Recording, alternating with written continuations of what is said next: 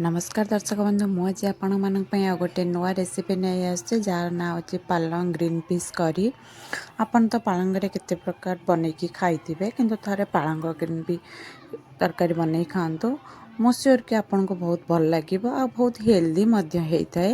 वीडियोटा पूरा शेष जाए देखंतु मु केमती बनैछि आ को थारे निश्चय ट्राई करंतु। चलंतु बनैबा।